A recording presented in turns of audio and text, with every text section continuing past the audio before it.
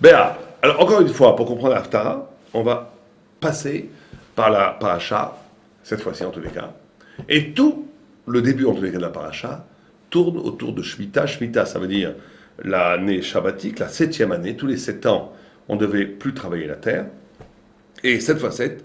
Et tous les 50 ans, il y avait le jubilé, où non seulement on n'avait pas le droit de travailler la terre, mais on libérait tous les esclaves et chacun retrouvait sa terre. Donc le chiffre 7 ici est convoqué à plusieurs reprises, dans Shabbat, dans Shemitah. Le chiffre 7, c'est un chiffre qui est récurrent dans la Torah. Vous savez que vous avez par exemple 7 cieux. Vous avez Shamaïm, qui est le premier niveau de ciel, qu'on pourrait dire le ciel visible. Vous avez Shmei Shamaïm, vous avez les cieux des cieux. Nous, on voit les cieux, mais ceux qui ont les cieux, ils ont aussi un cieux.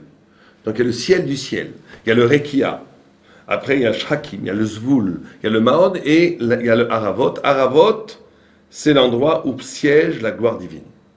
Et c'est le plus haut. Et le 7 est toujours le plus haut, le plus extraordinaire, le plus fantastique. Le 7e ciel, c'est l'endroit où la présence divine réside. Il y a dans le monde lui-même 7 formes de lieux. Vous avez le désert, vous avez la vallée, vous avez les montagnes, vous avez la mer, vous avez les fleuves, vous avez les villes, et vous avez ce qu'on appelle Tevel. Tevel, le Midrash dit, c'est quoi? C'est Eretz Israël. Encore une fois, le 7e, c'est quelque chose de saint, de sanctifié, de plus élevé que les 6 autres. Vous avez, par exemple, de Adam, si vous comptez les générations, de Adam, Arishon, de Adam, la 7e, c'est Enoch, c'est Hanor, pardon. Et Hanor est celui qui est monté au ciel tout vivant, une sainteté inimaginable aujourd'hui. Imaginez quelqu'un qui serait tellement saint que son corps se spiritualise à tel point qu'il n'est plus charnel et qu'il monte vivant dans le ciel. C'est une sainteté incroyable. Vous avez de Abraham, qui est le 7e génération jusqu'à Abraham. Si on prend Abraham, Isaac, Jacob, Lévi, on arrive où? On arrive à Moshe Rabbeinu. Moshe Rabbeinu est celui qui a reçu la Torah.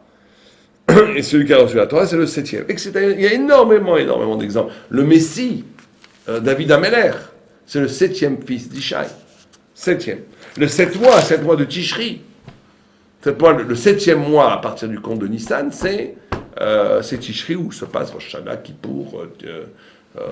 Kippour, Sukkot, tous les fêtes les plus importantes de l'année. Bon, 7.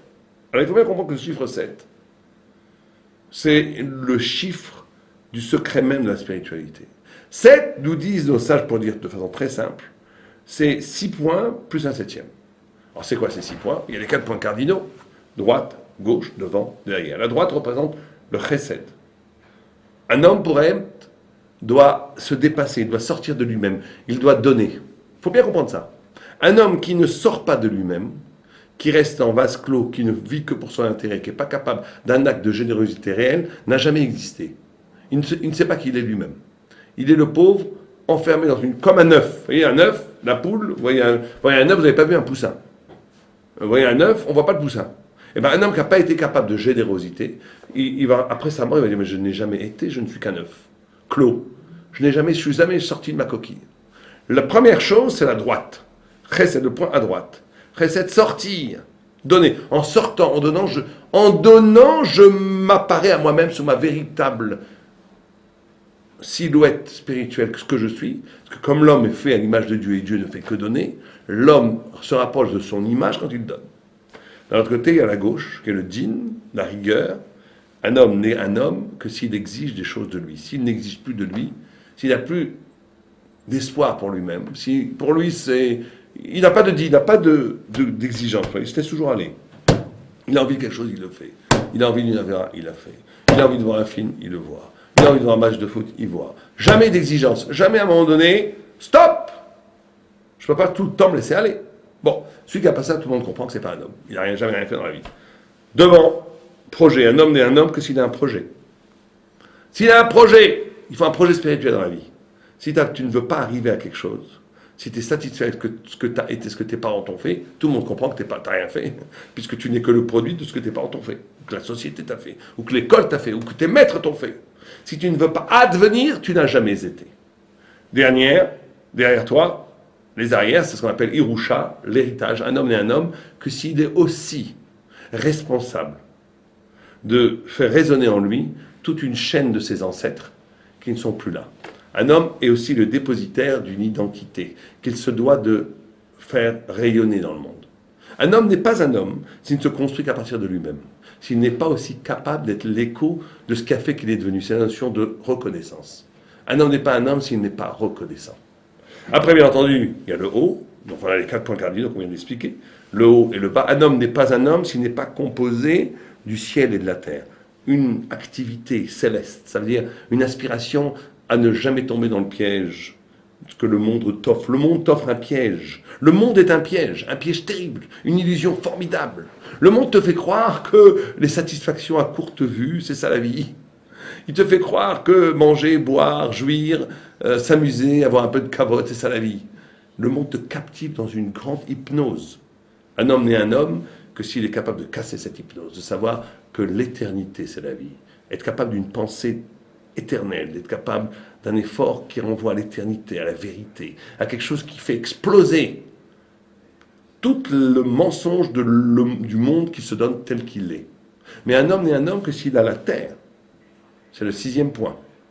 Que s'il est capable de cette spiritualité, de l'incarner dans l'existence, de la partager dans l'échange du pain, du vin, du sourire, de la vérité de la vie.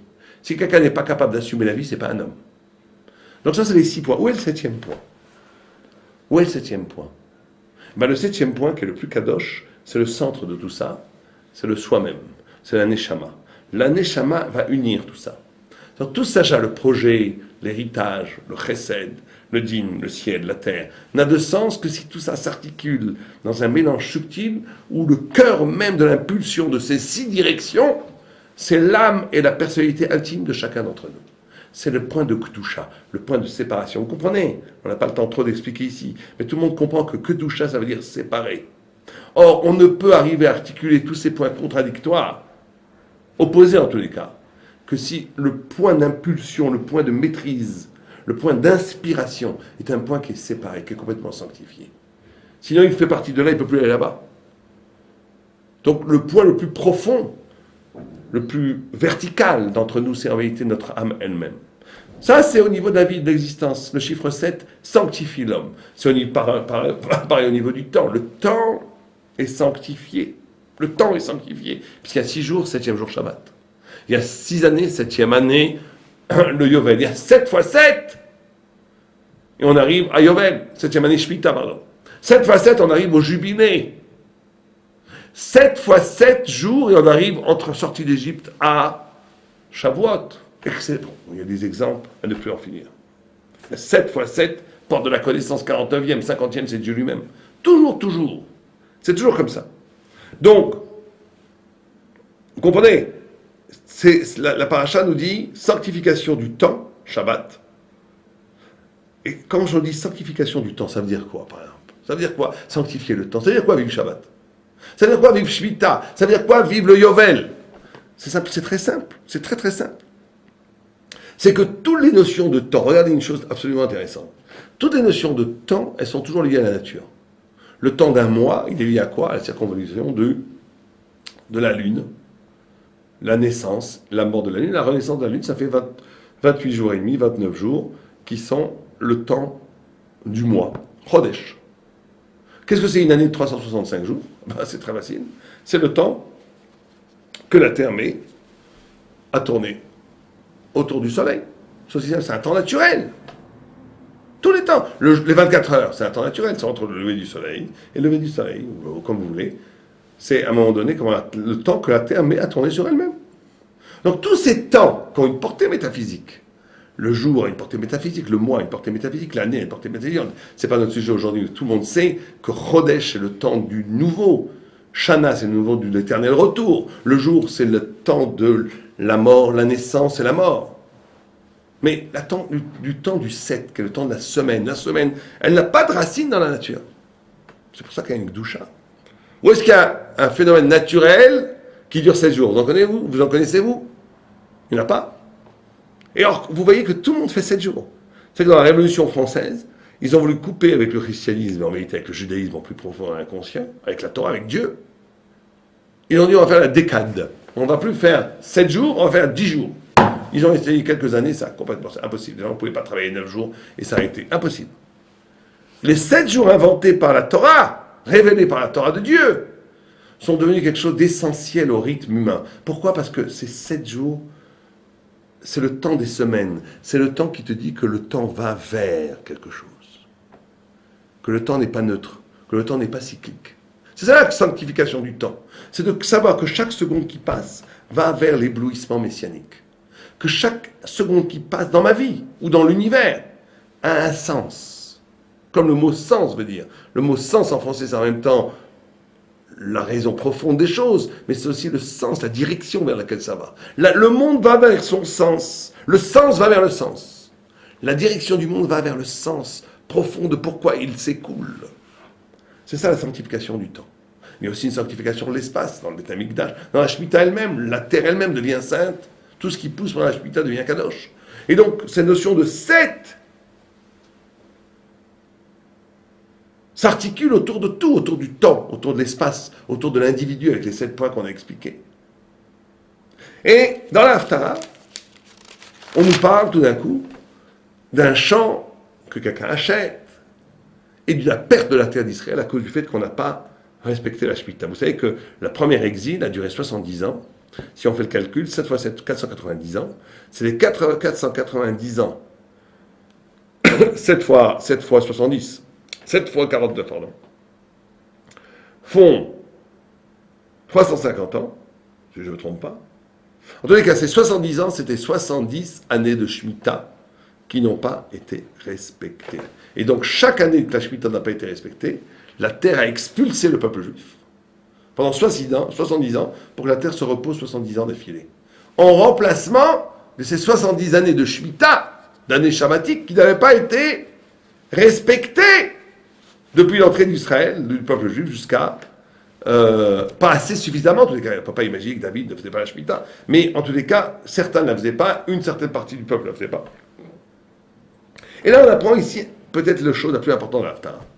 C'est qu'en prenant trop, tu perds tout. Et c'est pareil dans toutes les choses. Il y a une notion, c'est pareil dans les relations humaines entre l'homme et la femme, avec nos enfants, avec nos parents, avec nos amis, avec nous-mêmes. Si on n'est pas capable de laisser un espace qui s'appelle l'espace de Shemitah, moi j'appellerais ça l'espace de retrait. La capacité de laisser à l'autre une part de mystère. Ne pas exploiter l'autre jusqu'au bout. Quand la terre ne doit pas être exploitée jusqu'au bout, asséchée, à force d'être tout le temps exploitée. Et bien dans ton rapport à ta femme, par exemple, ou à ton mari, il y a un moment donné, il faut la laisser tranquille. Il y a une partie qui doit être à elle, une partie qui doit être à lui. Une partie en nous-mêmes qui doit être, quelque part, pas sous la maîtrise. Il y a 1/7 du rapport humain, 1/7 de l'activité spirituelle qui doit être laissé en fraîche. Ça veut dire quoi? Ça veut dire qu'il doit être laissé dans sa liberté, dans son mystère, dans sa transcendance, dans sa distance, dans une sorte de distance, dans une sorte d'espace du mystère qui, justement, casse, arrache l'homme de la notion de fonction. L'homme n'est pas qu'une fonction. Une femme n'est pas que la femme d'eux.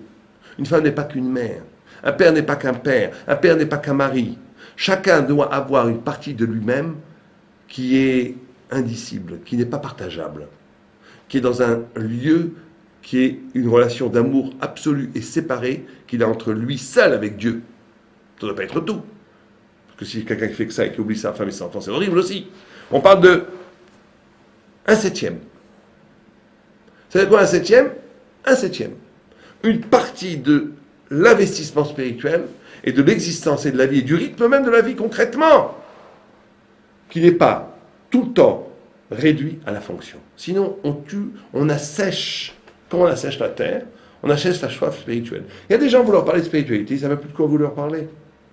Vous leur parlez de Torah, ça ne les intéresse plus. Vous leur parlez de grandeur et d'idées, ça ne les intéresse plus. Vous leur parlez de vérité, ça ne les intéresse plus. De beauté, ils ne la voient même plus. Pourquoi? Ils ne sont pas plus bêtes ou plus méchants que les autres. Mais non, ils ont été asséchés. Comme une terre qui n'a pas, dont la Shemitah n'a pas été respectée. Ils sont jour et nuit embrigadés dans leur fonction ménagère ou bien dans leur fonction business ou dans leur fonction ce que vous voulez. Dès qu'on est absolument investi que dans un type d'activité répétitif, on s'assèche. Et pour échapper à cet assèchement, à cette mort de l'esprit, cette mort du cœur, à cette mort de l'esprit spirituel en nous, on est obligé d'avoir un espace privé, un espace de Shemitah, un endroit où la fonction n'existe plus. À ce moment-là, il y a quelques instants où je ne suis pas une femme ni une mère. Je suis moi-même, Rachel Batléa. Il y a un moment où je ne suis pas un père ni un mari. Je suis Rouven Ben Shimon. Je suis quelqu'un qui a une relation verticale avec Dieu. Un espace de Shemitah qui va, d'ailleurs, et il faut bien comprendre que celui qui ne laisse pas son partenaire cette possibilité de solitude, il va le perdre. Comme nous, on a perdu la terre d'Israël. En vouloir tout le temps exploiter tout, on perd tout à la fin. En vouloir tout prendre, il ne nous reste que rien dans la main, il ne nous reste que de la poussière. Si on veut que cette relation foisonne, perdue, ne soit pas une relation morbide de mort, de routine, il faut laisser à l'autre un espace de mystère, de solitude, de grandeur, une relation exclusive qu'il a avec Kadosh Baruch Hu, qui va lui permettre d'être un homme ou une femme vivante, qui va rendre la relation avec elle-même vivant, et c'est pareil pour nous, chacun d'entre nous. Et donc ça, c'est l'enseignement le plus important de la Haftarah et de la Paracha, c'est que ce système de Shemitah, ce système de Gdusha, de sainteté, qui est partout, il doit exister en nous de façon existentielle, de façon réelle, par le fait qu'à un moment donné, il y a une partie de notre existence, une partie de notre pensée, une partie de notre investissement, une partie de notre temps, qui ne doit pas être fonctionnelle, qui va être une pure méditation, un pur rapport à Dieu.